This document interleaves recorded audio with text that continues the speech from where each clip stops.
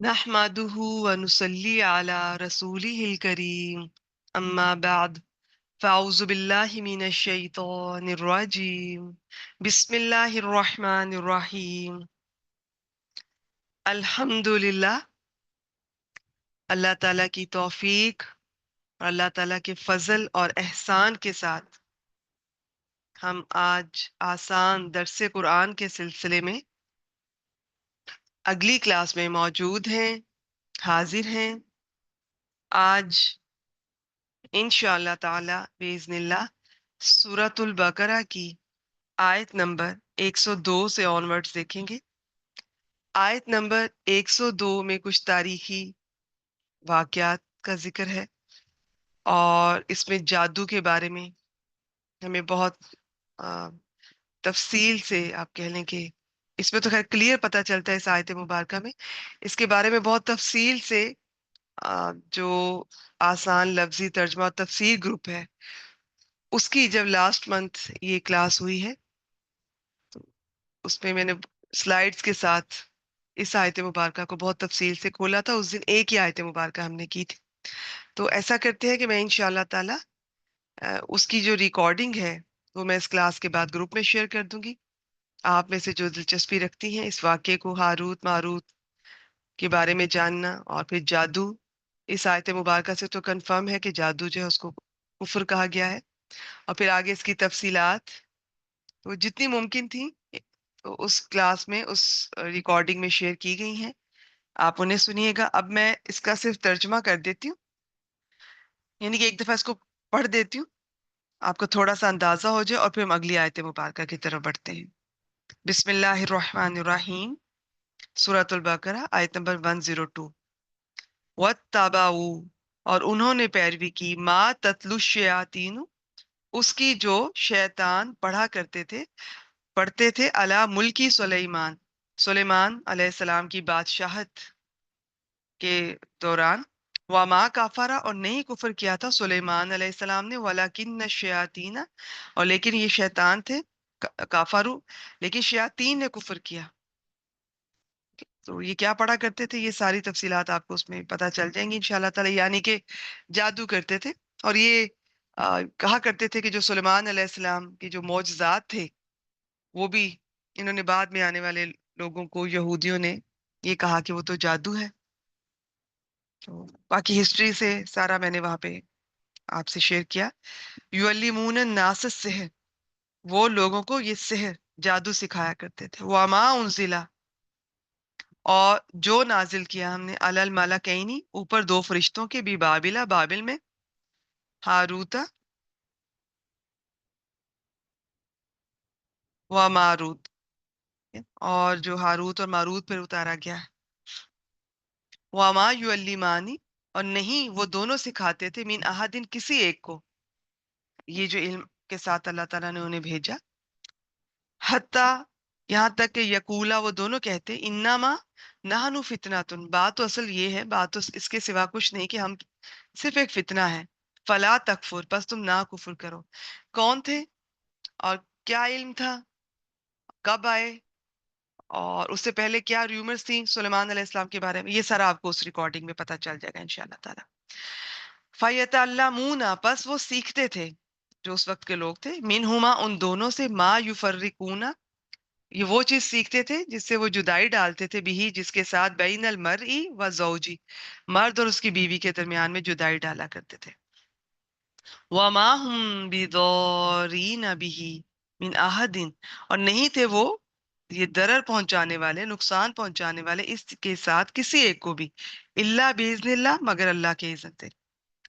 تو جادو کا بھی اگر کسی کو کوئی تکلیف پہنچ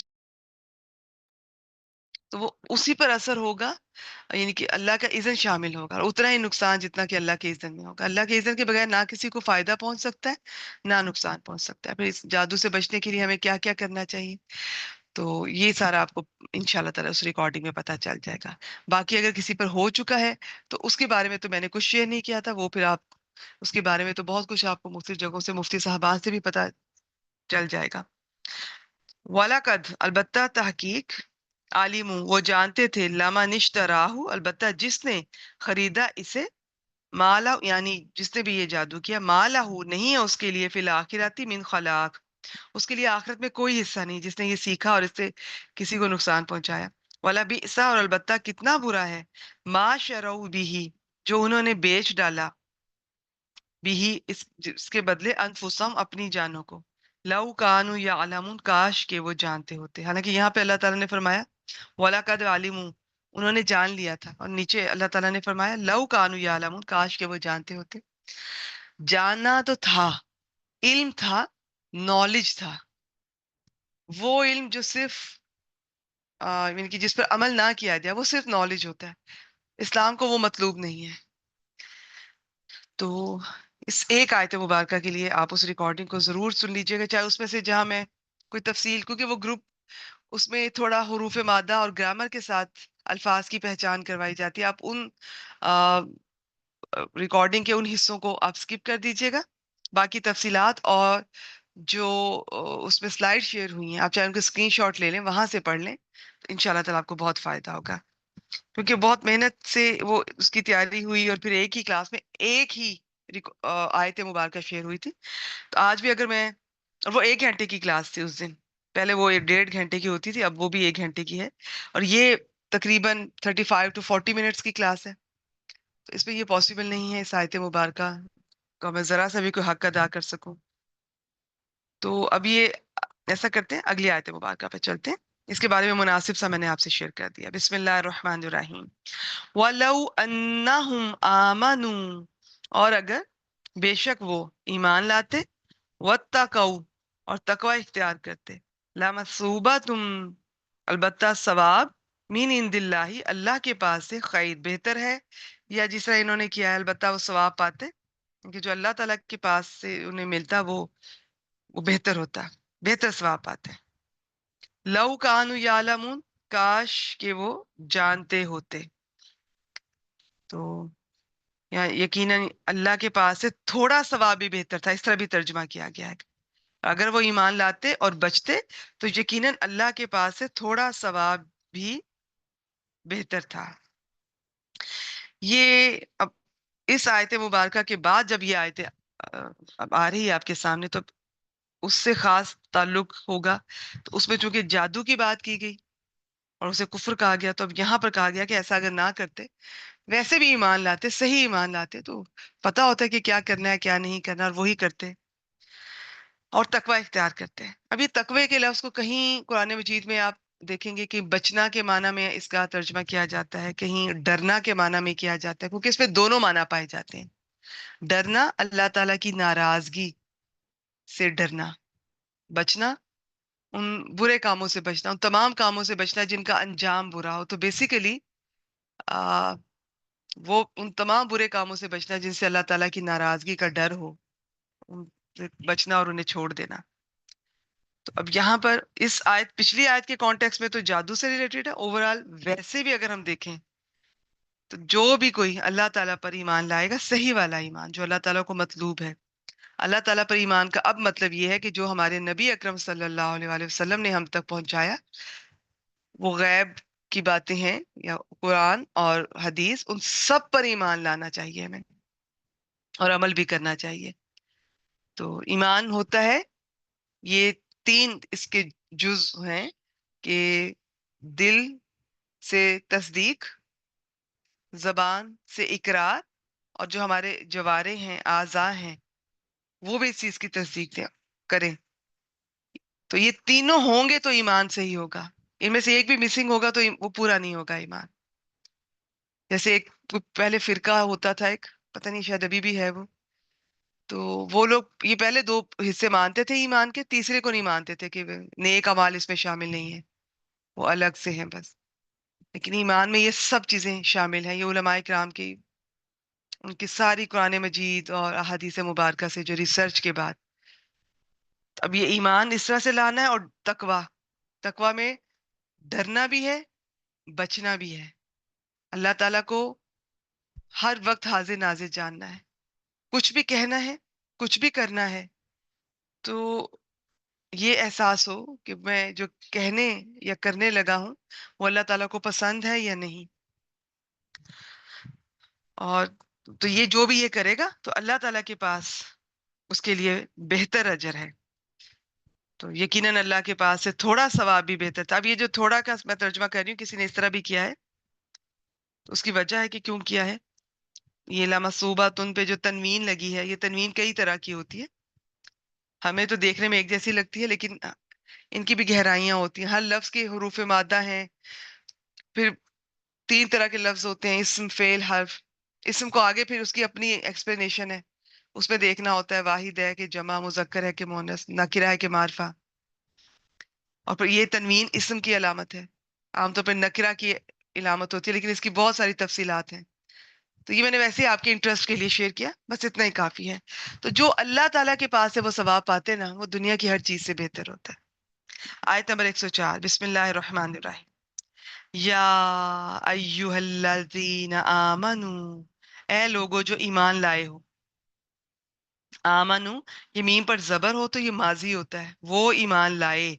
میم کے نیچے زیر ہو تو یہ فعل امر ہوتا ہے، آرڈر. تم سب ایمان لاؤ. یہ واو جمع کی علامت ہوتی ہے. واو اسم میں بھی ہو یا فعل میں، یہ جمع کی علامت ہوتی ہے. لا تقولو، نہ تم کہو. رائینا، وقولو، اور کہو. انظرنا، واسمعوا، اور غور سے سنو. یہ تو میں نے آپ سے کئی بار شیئر کیا کہ یہ جو خالی الف ہوتا ہے اسے حمزۃ الوصل بولتے ہیں. پیچھے سے ملا کے پڑھتے ہیں تو پڑھنے میں نہیں آتا. الگ سے پڑھنا ہے، جیسے ہم پڑھاتے ہوئے ہمیں الگ ایک ایک لفظ پڑھنا ہوتا ہے. تو پھر ہمیں اس کے قواعد آنے چاہیے. میں نے پہلے بھی کئی بار آپ سے شیئر کی، انشاءاللہ میں آگے بھی شیئر کروں گی کہ اس پہ پیش لگانی ہے یا زیر. تو یہ اس کا تیسرا حرف کی حرکت سے فیصلہ ہوگا. اچھا، اب یہاں کیا ہے اس کو ہم دیکھتے ہیں. نبی اکرم صلی اللہ علیہ وآلہ وسلم کے اس دور میں ان کے پاس جب تمام لوگ آتے تھے، خاص طور پہ مدینہ میں مسلمان بھی تھے، یہود بھی تھے اس مجلس میں. اب مسلمان کیا کرتے تھے، نبی اکرم صلی اللہ علیہ وآلہ وسلم کو بعض دفعہ کوئی بات سمجھ نہیں آئی، دوبارہ جاننا چاہتے تھے یا توجہ چاہتے تھے، تو وہ رائنا یہ لفظ استعمال کرتے تھے. اس کا مطلب ہے کہ ہماری رعایت کیجئے، ہماری طرف توجہ کیجئے، توجہ فرمائیے. اب یہودی کیا کرتے تھے، اس مجلس میں وہ بھی آئے ہوتے تھے، وہ یہی لفظ بولتے تھے، مگر زبان کو اس طرح سے کرتے تھے اس میں حرکت کہ یہ لفظ بدل جاتا تھا. ویسے کیا ہے یہ، رائینا، رائینا، اور یہ بولتے تھے رائینا. تو اس سے بالکل اس کا مطلب بدل جاتا تھا. اس سے پتہ چلتا ہے، ویسے بھی میں آپ کو بتا رہی ہوں کہ تجوید کے ساتھ جاننا پڑھنا کتنا ضروری ہے. تو ہمیں بعض دفعہ ہم کسی حرف کو باریک پڑھنا ہوتا ہے، ہم اس کو موٹا پڑھ جاتے ہیں، موٹا پڑھنا ہوتا ہے باریک پڑھ جاتے ہیں. دونوں سے ترجمے میں فرق پڑتا ہے، اثر ہوتا ہے. جیسے آپ نے سنا ہوگا یہ قلب نقطے والے کاف سے ہوگا تو دل ہے اس کا معنی، اور دوسرے والے کاف سے ہوگا تو کتا اس کا معنی ہے. تو اب کتنا فرق پڑ جاتا ہے. اور بہت سارے الفاظ ہیں قرآن مجید میں ایسے کہ اگر آپ ان کو باریک یا پر کا خیال نہیں کرتے یا ان کی حرکت آگے پیچھے کر دیتے ہیں تو معنی بدل جاتا ہے. اب یہ جو یہ بولتے تھے نا، بیچ میں یا آ جاتی تھی، رائینا، اس کا مطلب ہوتا تھا ہمارا چرواہا. اور عربی میں اس کا ایک اور بھی مطلب تھا، ایک اور لفظ بھی تھا، اس کا مطلب ہوتا تھا احمق. خیر، یہ جس معنی میں بھی بولتے تھے، یہ اس طرح سے بولتے تھے، مذاق اڑاتے تھے دل میں، اور واپس جب جاتے تھے اپنی مجلسوں میں بیٹھ کر تو بہت خوش ہوتے تھے کہ ہم یہ بدتمیزی کر کے آئے ہیں اور ان کو پتہ بھی نہیں چلا. تو اللہ تعالیٰ نے مسلمانوں کو آپ صلی اللہ علیہ وسلم کے لیے یہ لفظ استعمال کرنے سے ہی منع فرما دیا، اور ساتھ کہا کہ کچھ کہنا ہے نا تو یہ کہو انظرنا. اس کا بھی یہ مطلب ہے، ٹھیک ہے، کہ توجہ، ادھر نظر کرم کیجئے، توجہ فرمائیے. اور ساتھ اللہ تعالیٰ نے فرمایا کہ بہتر یہ ہے، جس میں ہمارے لیے بھی، سارے میں ہمارے لیے بھی بہت کچھ سیکھنے کے لیے ہے. بہتر سب سے یہ ہے کہ واسمعوا، سنو، سنا کرو، غور سے سنو. اگر تم غور سے سنو، یہ نوبت ہی نہیں آئے گی کہ تمہیں بات نہیں سمجھ آئے. الا ماشاء اللہ کوئی ہوگا تو پھر انظرنا کہہ دینا، لیکن اب یہ لفظ استعمال نہیں کرنا. تو اب یہاں سے آپ کو اندازہ ہو رہا ہے یہودیوں کا، ان کا حسد، بغض، دشمنی، بد اخلاقی، بدتمیزی، گستاخیاں. چھوٹے بچے بھی شاید اس طرح نہیں کرتے ہیں، لیکن وہ اتنا حسد، اتنا بغض تھا. آج بھی وہ اسلام سے اور مسلمانوں سے اسی طرح بغض رکھتے ہیں. تو اب مسلمانوں کو جہاں ان کے اعمال سے ان کو کاپی کرنے سے منع کیا گیا، وہاں ان کے الفاظ اور اقوال کی مشابہت سے بھی منع فرما دیا گیا. یہ ابن عمر سے ایک روایت ہے، ایک حدیث ہے، رسول اللہ صلی اللہ علیہ وآلہ وسلم نے فرمایا، یہ ابو داؤد کی ہے، جو شخص کسی قوم کی مشابہت اختیار کرے وہ انہی میں سے ہے. تو اس آیت مبارکہ سے یہ بھی معلوم ہوا کہ ایسے تمام الفاظ جس میں بے ادبی کا یا گستاخی کا تھوڑا سا بھی کسی کو شبہ ہو تو ان کا استعمال چھوڑ دیجیے. یہ آپ دیکھیں گے ایک اور ہمیں پتہ چلتا ہے حدیث مبارکہ سے، یہ کیا کرتے تھے، السلام علیکم کے بجائے السلام السلام علیکم، اس کا معنی ہوتا تھا تم پر موت ہو. تو اس لیے نبی اکرم صلی اللہ علیہ وسلم نے ان کے جواب میں صرف علیکہ یا علیکم وعلیکم اس طرح سے بس کہنے کا حکم دیا ہے کہ تم پر بھی ہو. یہ صحیح مسلم کا انشاءاللہ تعالی، اس کو بعد میں جب کبھی موقع آئے گا تو اس کے بارے میں بھی دیکھیں گے. تو یہاں پہ اب پتہ چلتا ہے ایک تو نبی اکرم صلی اللہ علیہ وآلہ وسلم کا جب بھی ذکر آئے بہت احتیاط سے الفاظ کا چناؤ ہونا چاہیے. ایسا کوئی لفظ استعمال نہیں کرنا جس میں ان کی شان میں کمی آتی ہو، اور احتیاط کرنی ہے. لیکن اس احتیاط کا ہم کیا کرتے ہیں، میں پھر ذکر کر دوں، عرض کر دوں، بعض دفعہ ہم اتنی احتیاط کرتے ہیں کہ بس ہم صرف احتیاط میں ہی رہ جاتے ہیں، اور ان کے بارے میں نہ کچھ جانتے ہیں نہ کچھ ان کا ذکر اس طرح سے کرتے ہیں، بس خالی زبان سے عاشق رسول بن کے پھرتے رہتے ہیں. تو آج ان کا جو احترام ہے، ادب ہے، اس میں یہ بھی شامل ہے کہ آپ ان کی جو اللہ تعالیٰ کے عزت سے انہوں نے جو کچھ ہم تک پہنچایا، جس میں قرآن مجید بھی ہے، حدیث مبارکہ بھی ہے، ان کی سنت، ان سب کو آپ جانیں اور ان سب پر عمل کریں. اور احتیاط تو یقیناً جب آپ ذکر کریں گے یا پڑھ رہے ہیں، پڑھا رہے ہیں، ان کا ذکر کر رہے ہیں، تو وہ تو الحمدللہ ہم میں سے مجھے لگتا ہے کہ زیادہ مسلمان اس چیز کا خیال کرتے ہیں، بلکہ میں نے کہا نا تھوڑا زیادہ ہی خیال کرتے ہیں. ان کی بتائی ہوئی باتوں پر عمل نہیں کریں گے، لیکن اس طرح سے ہے کہ ہم بہت محبت سے ذکر کریں گے، بلکہ یہ انگوٹھوں کو چومنا اور نہ جانے کیا کچھ کرنا، اور اور ذرا سا کسی کا پتہ چلا کہ اس نے کچھ کہہ دیا ہے تو کنفرم بھی نہیں کرتے اور جا کر اس کو مار دیتے. تو یہ سب بھی نہیں کرنا ہے. تو اس دین کو پڑھیے، دین کو جانیے، صحیح دین میں کس چیز کا حکم ہے، اور کس چیز کا حکم اگر ہے تو اس کا طریقہ کیا ہے، اور کس چیز کا نہیں ہے لیکن ہمارے ہاں پھر بھی وہ سب کچھ ہو رہا ہے. تو آپ دین کو پڑھیے، قرآن مجید کو بھی جانیے، حدیث مبارکہ کو بھی جانیے، سنت کو، تو انشاءاللہ تعالیٰ آپ کے لیے یہ سب معاملات آسان ہو جائیں گے. ایسا کچھ نہیں ہے. تو ٹھیک ہے جی، چلیں بس اتنا ہی. اور باقی ویسے بھی اوور آل بھی آپ کسی کے ساتھ بھی گفتگو کر رہے ہیں تو اپنے الفاظ کا چناؤ، اس پہ توجہ رکھیے، نظر رکھیے. جو آپ سے بڑے ہیں، بلکہ سب کے ساتھ آپ کے اخلاق کا یہ امتحان ہوتا ہے. صرف یہ نہیں کہ اپنے بڑوں سے اچھے الفاظ کا چناؤ کیا، اور بچوں سے جو آپ سے چھوٹے ہیں عمر میں یا کسی عہدے میں، اور آپ ان سے بد اخلاقی اور بدتمیزی سے پیش آئیں. نہیں، الفاظ کا چناؤ بہترین چناؤ بھی، اور انداز بھی، بات کرنے کا انداز بھی. تو الفاظ آپ نے جہاں وہ مناسب ہونے چاہیے، ایسے زو مانی نہ ہو کہ آپ کی طرف سے بھی ہو سکتا ہے کہ دو میسج دیے جا رہے ہوں، کہا کچھ جا رہا ہے اور اس کے پیچھے پردے میں کچھ اور کہا جا رہا ہو. نہیں، ایک مجھے یہ سمجھ نہیں آتی، ہمارے ہاں یہ ڈھکی چھپی باتیں اس طرح سے کرنا، وہ ایک محاورہ تھا، ایگزیکٹ تو مجھے یاد نہیں ہے پنجابی میں. اس کا مطلب یہ تھا کہ سنایا بیٹی کو جاتا ہے، میسج بہو کو دیا جاتا ہے. تو ہمارے ہاں کیا ہوتا ہے، ہم نے اپنے بچوں کو بھی کچھ کہنا ہے، ہسبینڈ کو بھی. تو ہم فرض کریں ہسبینڈ کو میں نے کچھ کہنا ہے تو بچوں کو سنا رہی ہوں گی تاکہ ہسبینڈ سن لیں. بچوں کو کچھ کہنا ہے، بچوں کو تو خیر بیچارے بچوں پہ تو ہم ویسے ہی چڑھ دوڑتے ہیں، ان کے ساتھ کم ہی لحاظ کرتے ہیں کہ ہم بچوں کو کسی اور کو کہیں اور پھر بچوں کو سنا رہے ہوں. لیکن عام طور پہ چلیں، آپ میرا مطلب سمجھ گئی ہوں گی کہ جب کسی کو کچھ کہنا ہے ہم ڈائریکٹ نہیں کہتے ہیں، ہم سناتے ہیں. اور بعض دفعہ سنانے کا ایک انداز ہوتا ہے. وہ پرانے لوگ تھے، بڑے خوبصورت طریقے سے ایک باتیں کرتے کرتے بیچ میں میسج دے جایا کرتے تھے. ہمیں دینے بھی نہیں آتے میسج، ہم الٹا کام خراب کر دیتے ہیں، رشتے اور کمزور کر دیتے ہیں. تو آپ اپنے رشتے لوگوں سے ایسے رکھیے، آپ کے والدین ہیں، آپ کے ہسبینڈ ہیں، بچے ہیں، آپ کی کوئی ماتحت ہے، کوئی دوست ہیں، کوئی جاب میں آپ کے کولیگ ہیں، کوئی بھی ہیں، آپ ان سے ڈائریکٹ بات کر سکیں. آپ کو کچھ صحیح نہیں لگا ہے، آپ ان کو پیار سے اکیلے میں بتا دیں کہ یہ آپ کو یہ بات ان کی اچھی نہیں لگی، آپ کو تکلیف پہنچی ہے، یا وہ اس طرح نہ کریں. ایک بار زیادہ تر لوگ اچھے ہی ہوتے ہیں، سمجھدار ہوتے ہیں، وہ دوبارہ وہ حرکت اور غلطی نہیں کرتے ہیں. یہ ڈپینڈ کرتا ہے کہ آپ نے کیسے پہنچایا.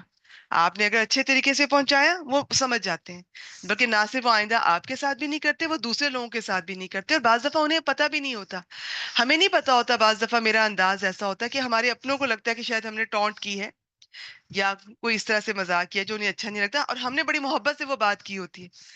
تو یہ بتا دینے کے بہت سارے فائدے ہوتے ہیں. آپ کا بھی کلیئر ہو جائے گا جو آپ کے دل میں بدگمانی آئی اور آپ کو تکلیف ہوئی، اور ہو سکتا ہے آپ کو یہ بھی پتا چلے کہ اس کی تو نیت ہی نہیں تھی، ارادہ ہی نہیں تھا. اور یہ بھی ہو کہ اس کو پتہ ہی نہیں کہ اس کا انداز اتنا عجیب ہے کہ دوسرا ہرٹ بھی ہو سکتا ہے. اور آپ اکثر دیکھیے گا، آپ کسی کو بتائیں گے تو وہ اتنے پریشان ہو جائیں گے، ان کے وہم و گمان میں بھی نہیں ہوتا کہ کوئی کسی کی دل آزاری کرنا ان کا مقصد ہوتا ہے، کبھی بھی نہیں. تو بتانا سیکھیے اچھے طریقے سے. یہ جو دوسروں کے ذریعے میسج دینا، فون پہ کسی سے بات کر رہے ہیں، میسج کسی کو دے رہے ہیں اور وہ اتنے برے انداز سے دیا جا رہا ہے، کسی کو سنا رہے ہیں کسی مجلس میں، محفل میں، وہاں پہ دوسرے کو سنا بات کسی سے کر رہے ہیں، میسج کسی کو ٹیڑھی آنکھ سے کسی کو دیکھا جا رہا ہے. یہ انداز اچھے نہیں ہیں. گریسفل رہیں. اسلام بہت گریسفل ہے، اسلام پر عمل کرنے والے بہت گریسفل ہوتے ہیں. آپ اسی شخص سے بات کیجئے جس سے آپ کو ایشو ہے، اسے اچھے طریقے سے. اور باقی ہو سکتا ہے کہ کبھی ہم اس پوزیشن میں نہ ہو کہ اسے ڈائریکٹ کہہ سکیں، تو پھر انڈائریکٹ بھی نہ کہیے. مجھے لگتا ہے کہ جس سے آپ ڈائریکٹ بات نہیں کر سکتے، فرض کریں کہ آپ کے بزرگ ہیں، آپ ساس سسر کو اس طرح نہیں کہہ سکتے، فرض کریں، تو ان کو آپ اس طرح سے سنانا وہ بھی نہیں کر سکتے پھر آپ ان کے ساتھ. تو سناتا انسان عام طور پہ اسی پہ جس پہ اس کا بس چلتا ہے. ٹھیک ہے؟ تو ورنہ جس کو آپ کہہ سکتے ہیں تو اس کو آپ اس طرح بھی کہہ سکتے ہیں. لیکن چلیں جو بھی پوزیشن ہے، باقی یہ کہ ہم نے صرف آپ کو ایک بتانا ہوتا ہے، آگے آپ کی اپنی حکمت ہے. اب آپ نے کہاں کہنا ہے یہ اب آپ پہ ڈیپینڈ کرتا ہے. جیسے کل ہی یہ حدیث مبارکہ تھی، اس میں توبہ، باب توبہ ہم نے ریاض الصالحین میں شروع کیا ہے الحمدللہ. اس میں یہ تھا کہ پچھلے جو گناہ ہوئے ان پر آپ معافی اللہ تعالیٰ سے بھی مانگنی ہے اور ان بندوں سے بھی، اور ان کی حق تلفی جو آپ سے ہوئی ہے اس کا ازالہ کیجیے. اس میں یہ تھا کہ اگر آپ نے کسی کی غیبت کی ہے تو اس سے معافی مانگیے، لیکن ساتھ میں نے یہ بھی ذکر کیا تھا اب اگر آپ کو یہ لگے اس کے وہم و گمان میں بھی نہیں، اور آپ جا کے بتائیں ایک دفعہ میں نے تمہارے بارے میں یہ بات کی تھی، اب ہو سکتا ہے کہ تعلقات خراب ہو جائے، تو حکمت سے کام لیا کیجیے. ہم نے آپ کو ایک مین آئیڈیا دینا ہوتا ہے، باقی حکمت آپ کی اپنی ہے. تو ایسے موقع پر بھی خاموش رہیں. کوئی ضرورت نہیں ہے بجائے کہ وہ آپ معافی مانگ کے تعلقات اچھے کر رہے ہیں اور وہ مزید بگڑ جائیں اور ان کو لگے اچھا یہ میرے بارے میں اس طرح بھی سوچ سکتی ہے، میں تو سوچ بھی نہیں سکتی تھی کہ یہ اس حد تک بھی سوچ سکتی ہے اور کہہ سکتی ہے. تو لہٰذا یہ حکمت سے کام لیا کریں. اچھا جی آگے چلتے ہیں. اور اس میں ہاں وَلِلْكَافِرِينَ عذاب علیم، اور کافروں کے لیے دردناک عذاب ہے. اللہ تعالیٰ نے یہ نبی اکرم صلی اللہ علیہ وسلم کی گستاخی کرنے، بے ادبی کرنے والوں کو کافر کہا گیا اور ان کے لیے دردناک عذاب ہے. تو اگلی آیت مبارکہ کی جانب بڑھتے ہیں. آیت نمبر 105. بسم اللہ الرحمن الرحیم. ما یود الذین کفروا من اہل الکتاب، نہیں چاہتے وہ لوگ جنہوں نے کفر کیا اہل کتاب میں سے، ولل مشرکین، اور نہ ہی مشرکین میں سے. یعنی اہل کتاب اور مشرکین میں سے جن جن نے بھی کفر کیا وہ نہیں چاہتے. کیا نہیں چاہتے؟ این ینزل علیکم، کہ تم پر اتاری جائے، من خیر، کوئی خیر، من ربکم، تمہارے رب کی طرف سے. واللہ، اور اللہ تعالیٰ، یختص، وہ خاص کر لیتا ہے، وہ چن لیتا ہے، برحمتہ، اپنی رحمت کے ساتھ، من یشاء، جسے وہ چاہتا ہے. اللہ ذو الفضل العظیم، اور اللہ تعالیٰ بڑے فضل والا ہے، بے شک، سبحان اللہ. اس آیت مبارکہ میں یہ اب بتایا جا رہا ہے یہ ان کے بارے میں، یہ مشرکین عرب بھی اور جو یہود و نصارہ، سب کے سب اللہ تعالیٰ نے ہم اس وقت جو صحابہ کرام اور آج بھی ہمارے لیے اس پہ میسج ہے. تو میں اس وقت کے کانٹیکس میں بات اگر کروں کہ وہ لوگ جنہوں نے کفر کیا اہل کتاب میں سے اور مشرکین میں سے، وہ نہیں چاہتے کہ تم پر تمہارے رب کی طرف سے کوئی خیر وہ اتاری جائے، اور جبکہ اللہ تعالیٰ اپنی رحمت کے ساتھ جسے چاہتا ہے چن لیتا ہے. اب یہ جو رحمت ہے نا، بعض مفسرین نے اس سے مراد نبوت لی ہے کہ اللہ تعالیٰ اپنی رحمت کے ساتھ، دیکھیے اللہ تعالیٰ کی رحمت جو ہے نا، میں انشاء اللہ تعالیٰ کبھی آپ سے شیئر کروں گی. یہ انسان کی جو دل کی نرمی ہے اور کچھ ایسی اوصاف ہے انسان میں جو اللہ تعالیٰ کی رحمت کو متوجہ کرتے ہیں، اور بیسیکلی اللہ تعالیٰ کی رحمت خود ہی انسان کو ڈھونڈ لیتی ہے، جس پر اللہ تعالیٰ چاہتے ہیں نواز دیتے ہیں۔ اللہ تعالیٰ کی رحمت سب کچھ ہے، اور اس کے طریقے یہ ہیں کہ آپ یہ قرآن مجید پر عمل کریں، آپ کا ایمان صحیح ہو، باقی انشاءاللہ تعالیٰ اللہ تعالیٰ کی رحمت جو ہے وہ آپ پر ہوگی، اور بہت سی صورتوں میں ہو سکتی ہے۔ تو یہ ایک الگ ٹاپک ہے، اس کو پھر کبھی دیکھیں گے انشاءاللہ تعالیٰ۔ یہاں پر رحمت سے مراد نبوت ہے۔ حسد کرتے تھے یہ کہ یہ نبی اکرم صلی اللہ علیہ وسلم کو یہ ایک عام انسان سمجھتے تھے۔ ان کو لگتا تھا کہ بنی اسرائیل والے، خاص طور پہ یہود کی اگر بات کی جائے، کہ آخر نبی تو ان میں سے آنا چاہیے، اور اوورال اچھا پھر بعض مفسرین نے اس رحمت سے مراد اللہ تعالیٰ کے احکامات اور قرآن مجید بھی لیا ہے، کہ جو تم پر کوئی بھی خیر اترتی ہے قرآن مجید کے ان احکامات کی صورت میں، کامیابیاں ملتی ہیں دنیا میں جو بھی تمہیں، تو وہ نہیں چاہتے کہ وہ تم پر اتاری جائے، ٹھیک ہے؟ لیکن اللہ تعالیٰ وہ اپنی رحمت کے ساتھ جسے چاہتے ہیں خاص کر لیتے ہیں۔ اللہ تعالیٰ نہیں یہ دیکھتے کہ یہ فلاں نسل سے ہے، فلاں قبیلے سے ہے، فلاں خاندان سے ہے۔ اللہ تعالیٰ کے اپنے معیار ہیں، اور اللہ تعالیٰ ایک حدیث مبارکہ سے پتہ چلتا ہے نہ تمہارے چہروں کو دیکھتا ہے، نہ تمہارے یہ جسموں کو دیکھتا ہے، وہ تمہارے اعمال، تمہارے دلوں کو دیکھتا ہے۔ دل میں کتنا تقوی ہے، ایمان ہے، اخلاص ہے، یہ دیکھتا ہے، اور اس کی بنیاد پہ وہ فیصلہ کرتا ہے، پھر وہ نوازتا ہے جسے چاہتا ہے۔ اسے کسی سے اجازت لینے کی، مشورہ تک لینے کی ضرورت نہیں ہے، یہ اس کے فیصلے ہیں۔ ایون آج بھی دین کے لیے بھی وہ جسے چاہتا ہے چن لیتا ہے۔ ہم صرف دعا کر سکتے ہیں کہ اللہ تعالیٰ ہمیں بھی چن لیں قرآن مجید کی خدمت کے لیے، دین اسلام کی خدمت کے لیے۔ ہم صرف دعا کر سکتے ہیں اور کوشش کر سکتے ہیں، باقی اللہ تعالیٰ چنتے ہیں۔ پھر جسے چنتے ہیں پھر اسے کیسے کام لینا ہے، کون سا کام لینا ہے، یہ پھر اللہ تعالیٰ خود راستے متعین کرتے جاتے ہیں اس کے لیے۔ تو یہاں پر یہ میں نے بتا دیا کہ ایک تفسیر کے مطابق یہ نبوت ہے، جو صرف اور صرف اللہ تعالیٰ کا انتخاب ہے۔ اس میں کسی کی کوئی محنت، ایک ہوتا ہے نا جیسے کوئی جی یہ محنت کریں گے تو یہ ہو جائے گا، نہیں، اس میں تو نبوت میں تو کچھ بھی نہیں ہے نا، یہ تو ٹوٹلی اللہ تعالیٰ نے اپنے رسولوں کو چنا ہے، اور وہ بھی کس بنیاد پہ وہ اللہ تعالیٰ بہتر جانتے ہیں۔ یقیناً سب سے اچھے انسانوں کو چنا، اور ان میں سے بھی سب سے بہترین نبی اکرم صلی اللہ علیہ وسلم کو آخری نبی اور رسول بنا کر بھیجا۔ اللہ تعالیٰ بڑے فضل والا ہے۔ فضل ہوتا ہے کسی کو اس کے حق سے زیادہ دینا۔ اللہ تعالیٰ سے اس کا فضل مانگا کیجیے، اور ویسے ابھی بھی ہمیں جو کچھ ملا ہے اس میں سے زیادہ تر تقریباً سارا ہی ہمیں ہمارے حق سے زیادہ ملا ہے۔ ہم نے بہت ساری چیزوں کے لیے کوشش بھی نہیں کی، دعا بھی نہیں کی، اور اللہ تعالیٰ نے ہمیں دیا۔ آگے بھی اللہ تعالیٰ سے کہیں کہ ہمیں وہ ہمارے حق سے زیادہ وہ اپنے فضل سے دیں۔ اللہ تعالیٰ سے مانگے تو خوب مانگے، چھوٹا نہ مانگے، بڑا مانگے، زیادہ مانگے، وہ بہت فضل والا ہے، سب کو دیتا ہے۔ آگے چلتے ہیں جی، آیت نمبر 106، بسم اللہ الرحمن الرحیم۔ ما ننسخ من آیت، جو بھی ہم منسوخ کر دیتے ہیں کوئی آیت، او یا ننسیہا، ہم اسے بھلوا دیتے ہیں، نأتی بخیر، ہم لے آتے ہیں بہتر، منہا، اس سے، اس آیت سے، او مثلیہا، یا اس جیسی، اس آیت یا اس میں جو حکم تھا۔ علم تعلم، کیا آپ نے نہیں جانا، ان اللہ، بے شک اللہ تعالیٰ، علی کل شیء قدیر، ہر چیز پر قدرت رکھنے والا ہے۔ اب ویسے تو بے شک ہر چیز پر قدرت رکھنے والا ہے، لیکن اس آیت مبارکہ میں اللہ تعالیٰ کی یہ قدرت ہمیں پتہ چلتی ہے کہ اللہ تعالیٰ کو کسی سے پوچھنے کی، اجازت لینا تو دور، مشورے کی بھی ضرورت نہیں ہے۔ انہیں جب کوئی ایک حکم دیا، اس کے بعد وقت اور حالات کے مطابق پہلا حکم دیا تھا، پھر وقت اور حالات کے مطابق دوسرا حکم دے دیا۔ اللہ تعالیٰ کچھ بھی کر سکتے ہیں۔ پہلے ایک حکم دیا، ان حالات میں ان لوگوں کے لیے وہ بہتر تھا۔ دوسرا حکم دیا اگلی امتوں کو، ان حالات میں ان لوگوں کے لیے وہ حکم بہتر تھا۔ اللہ تعالیٰ کی چوائس، اللہ تعالیٰ کی مرضی، اور اللہ تعالیٰ کی مرضی ایسی نہیں ہوتی، حکمت اور مصلحت پر مشتمل ہوتی ہے، مبنی ہوتی ہے۔ تو یہ اللہ تعالیٰ کی قدرت ہے۔ ایک تو یہ، باقی میں بتا دیتی ہوں۔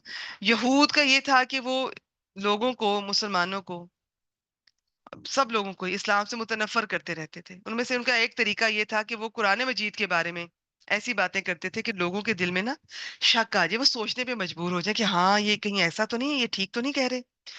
کبھی وہ لوگوں سے کہتے ہیں کہ جب یہ کتاب اللہ تعالیٰ کی طرف سے ہے، تورات بھی اللہ تعالیٰ کی طرف سے ہے، تو پھر یہ آنے کی کیا ضرورت تھی؟ جب تورات موجود تھی تو قرآن مجید کو آنے کی کیا ضرورت تھی؟ پھر ان میں اختلاف کیوں ہے؟ یہود بیسیکلی یہ منسوخ کو مانتے نہیں تھے. دیکھیں اس آیت مبارکہ میں آپ کو دو چیزیں پتہ چلیں گی. پہلے تو دو پتہ چلیں گی کہ ایک ہوتا ہے ناسخ، ایک ہوتا ہے منسوخ. منسوخ ہوتا ہے جس کو کینسل کر دیا جاتا ہے، ناسخ ہوتا ہے اسے کینسل کرنے والا.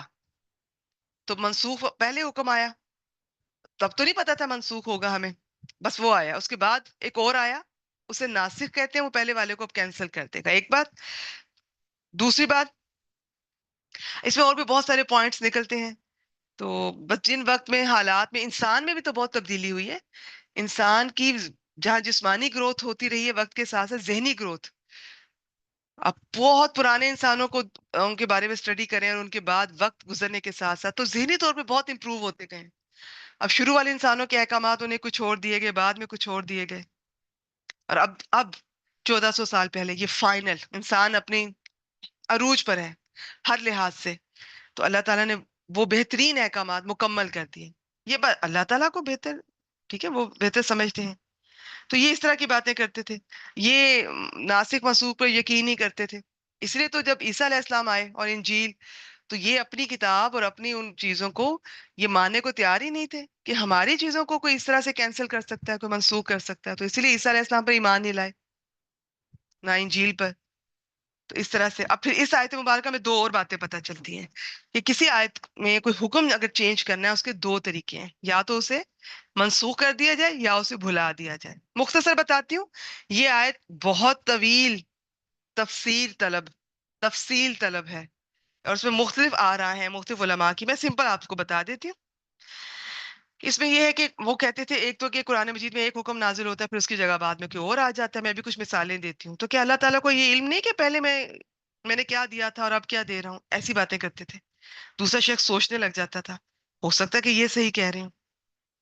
تو اب یہاں پر اللہ تعالیٰ نے کلیئر بتا دیا کہ حالات اور موقع کی مناسبت سے جس طرح کے احکام کی ضرورت ہوتی ہے ویسے ہی دیے جاتے ہیں. اور تمہیں جان لینا چاہیے کہ اللہ تعالیٰ ہی قدرت والے ہیں، اور ان کی قدرت ایسی نہیں ہے، حکمت، مصلحت. تو اب اس آیت سے میں نے بتایا کہ آیت میں تبدیلی دو طرح سے ہوتی ہے. ایک یہ ہے کہ منسوخ کرنے سے، دوسری بھلا دینے سے. تو ان کے بارے میں ڈیٹیل ہے زیادہ نہیں، بس میں منسوخ کی آپ کو کچھ مثالیں دے دیتی ہوں.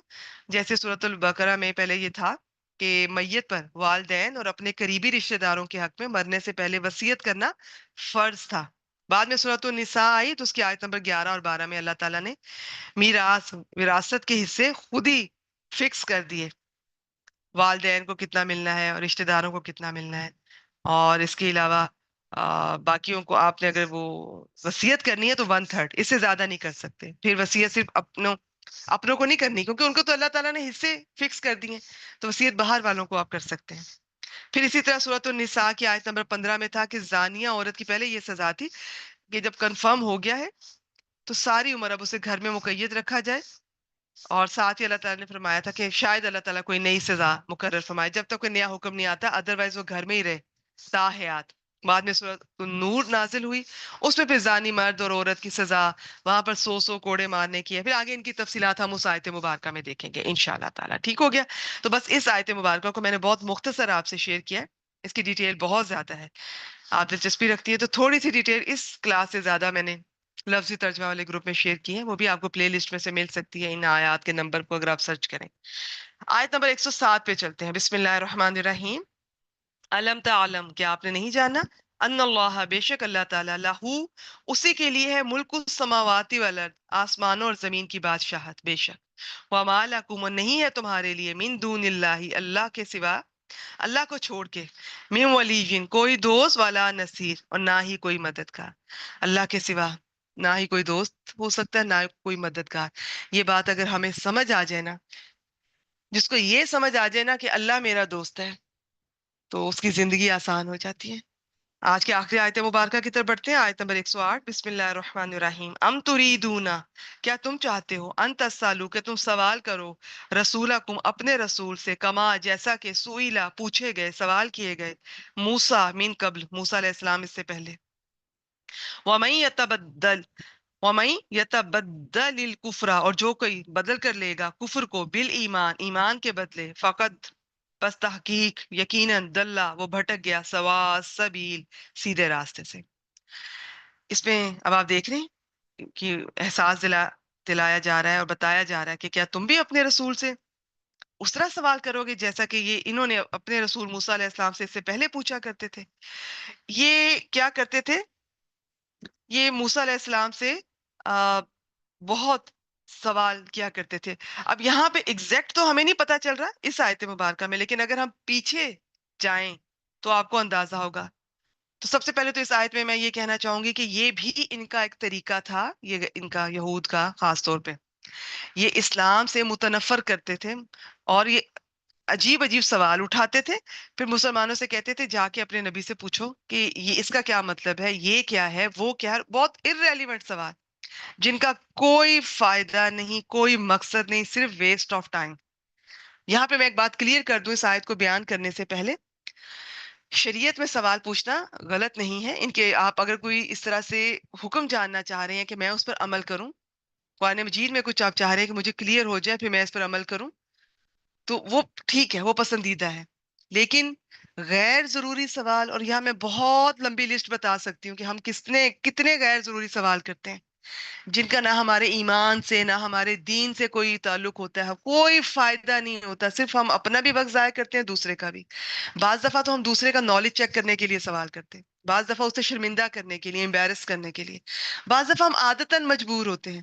جیسے ابراہیم علیہ السلام کا اگر ہم پڑھ رہے ہیں تو اس میں سے پوچھا جائے گا سارا کچھ چھوڑ کے کہ یہ جو ابراہیم کے یہ والد تھے کہ چچا تھے جو آزر تھے، آیت میں نہ باپ بتایا گیا نہ چچا، فرض کریں صرف باپ کہا گیا تو اب مان لیجئے کہ باپ ہے۔ اس سے کیا فرق پڑتا ہے کہ عربی لینگویج آپ کو یہ ثابت کرے کہ یہ لفظ کا مطلب چچا ہے، کیا فرق پڑتا ہے کہ وہ باپ تھا یا چچا تھا؟ پھر موسیٰ علیہ السلام کی والدہ کا یہ نام، مریم علیہ السلام کی والدہ کا یہ نام، اور فلاں کا یہ، فلاں کا یہ، کسی نہ کسی آیت میں جو اصل میسج ہے، جو بیک گراؤنڈ ہے، اسے چھوڑ کے اور اس طرح کی باتوں میں ٹائم ضائع کرنا، پھر پوچھنا، پھر ایک بار پوچھنے کے بعد تسلی نہیں ہوتی، پھر بار بار پوچھنا، یہ بہت ناپسندیدہ ہے، خاص طور پہ نبی اکرم صلی اللہ علیہ وسلم کے ساتھ۔ یاد رکھیے گا اس وقت، اور صحابہ کرام نے 12 یا 13 بار قرآن مجید میں آتا ہے یسالونہ کا، وہ آپ سے سوال کرتے ہیں، وہ پوچھتے ہیں، اور اتنے امپورٹنٹ سوال ہیں، آپ کو اندازہ ہوگا، میں جب جب کبھی وہ آئیں گے میں انشاءاللہ تعالیٰ آپ کی توجہ دلاؤں گی، وہ پوچھے بغیر گزارا نہیں تھا، ادروائز وہ نہیں پوچھتے تھے، وہ خاموش رہتے تھے، کوئی اور آئے، کوئی بدو، کوئی سادہ سا انسان آئے یا تو وہ کوئی پوچھے تو ہمیں بھی پتہ چل جائے۔ احترام بھی بہت کرتے تھے، اور یہ اللہ تعالیٰ بار بار ٹریننگ بھی ہو رہی ہے کہ اس طرح کا کوئی غیر ضروری سوال نہیں کرنا جس کا نہ کوئی ایمان سے تعلق ہے، الٹا وقت ضائع اپنا بھی ان کا بھی، اور کتنا قیمتی وقت تھا ان کا۔ اسی طرح جو اسلام کی دعوت کا کام کر رہے ہیں، جو پڑھ رہے ہیں، جو پڑھا رہے ہیں، ان کا وقت بھی بہت قیمتی ہوتا ہے۔ سوال کرنے سے پہلے سوچا کیجئے، پہلے ہم کلاسز صحیح طرح سنتے نہیں ہیں، لیتے نہیں ہیں، ریگولر ہم نہیں رہتے، کبھی کوئی بھولے بھٹکے کلاس یا ریکارڈنگ سن لی، پھر اس میں سے کوئی سمجھ نہیں آ رہی، پھر پوچھا، تو میرے خیال اب جیسے یہ پچھلے دنوں بھی ایک اور بیٹی کا تھا کہ یہ سوال آپ سے پوچھتا ہے، تو میں نے ان سے کہا کہ اگر تو گروپ سے ریلیٹڈ ہے آپ ضرور پوچھیے، جو کچھ ہوگا میں انشاءاللہ تعالیٰ انفارم کروں گی، گائیڈ کروں گی۔ باقی کوئی مجھے میرے ذہن میں تھا کوئی مسئلہ پوچھیں گی تو میں نہ ہی کوئی میں مفتیاں ہوں، میں مفتی صاحبان کے نمبر سیو کیے ہوئے ہیں، میں وہ سب سے شیئر کر دیتی ہوں۔ تو انہوں نے کہا کہ نہیں گروپ سے ریلیٹڈ نہیں ہے، اب میں بھی خاموش ہوگی کہ میرا کتنا کلیئر میسج تھا کہ اگر تو بیٹی گروپ سے ریلیٹڈ ہے تو پوچھیں۔ اب اب ان کے 2 دن آتے رہے تو کیا پوچھ لوں؟ پھر میں پوچھ لوں؟ اب میں کیا کہوں؟ اب مجھے انکار بھی نہیں کیا جا رہا کہ میں کیا کہوں، پھر مجھے نہیں پتا، بھی بعض دفعہ ایسے موقع پہ اکثر میرا فرقہ پوچھا جاتا ہے تو وہ بڑی کنفیوژن کا ایک ہوتا ہے، پھر ٹائم ویسٹ، تھوڑی دیر کے لیے آپ اپسیٹ ہوتے ہو۔ سب سے ناپسندیدہ سوال مجھے لگتا ہے فرقہ۔ اچھا میں اس کو بھی اگنور کر دیتی ہوں جب میں جواب دیتی ہوں کہ میں مسلمان ہوں اور قرآن اور سنت کو فالو کرتی ہوں۔ تکلیف تب شروع ہوتی ہے مجھے زیادہ جب آگے سے کہا جاتا ہے کون سے مسلمان، پھر اب میں بس صرف یہی کہتی ہوں کہ بیٹی کیا میرا مسلمان کہنا اور یہ کہنا کہ قرآن اور سنت کو فالو کر رہی ہوں یہ آپ کے لیے کافی نہیں ہے، اور آپ مزید کچھ اور ایک لیبل جاننا چاہتی ہیں جس لیبل سے آپ تعلق رکھتی ہیں، تو میرے پاس اس کا کوئی جواب نہیں ہے۔ آپ کی پیاس نہیں بجھے گی میرے اس جواب سے، تو آپ کو ٹھیک لگتا ہے تو آپ کنٹینیو کیجئے اگر آپ کی تسلی ہوتی ہے۔ اگر آپ کو ہمارے لیکچر سے لگتا ہے کہ قرآن اور سنت، قرآن اور حدیث کی بات ہم کرتے ہیں، دلیل کے ساتھ بات کرتے ہیں، خود سے کوئی اپنی کہانیاں نہیں سناتے ہیں، نہ کسی فرقے کا ذکر ہوتا ہے نہ کسی جماعت کا، تو کنٹینیو کیجیے، نہیں تو آپ آزاد ہیں۔ تو اب یہ سوال دیکھیے، یہ میں آپ کو مثالیں دے رہی ہوں، ورنہ ایک لمبی لسٹ ہے، تو چونکہ اب ٹائم ہو گیا، اب حدیث بھی پڑھنی ہے انشاءاللہ تعالیٰ، صرف آپ کو آئیڈیا دینا تھا، بہت سوچ کے کیا کیجیے، صرف مجھ سے نہیں، اپنے شوہر سے، اپنے بچوں سے، کسی سے وہ پوچھیں، آپ کو سوچیں کہ یہ ضروری ہے جو میں پوچھنے جا رہا ہوں، اس کے بغیر گزارا نہیں ہو سکتا میرا، ایسا تو نہیں بس ویسٹ آف ٹائم ہے، میں ایسے ہی کوئی مزے اٹھانے کے لیے کوئی سوال پوچھ رہی ہوں، کسی کا پرسنل ہے، لوگ پوچھ رہے ہوتے ہیں تمہارا شادی نہیں ہو رہی، بچہ نہیں ہو رہا، کیوں؟ کیوں؟ افسوس، پھر کسی کا بچہ نہیں ہو رہا، ان سے پرسنل پوچھا جاتا ہے کہ پرابلم کس میں ہے، اتنی مجھے تکلیف ہوتی ہے اس سوال سے، کوئی عقل نہیں ہے۔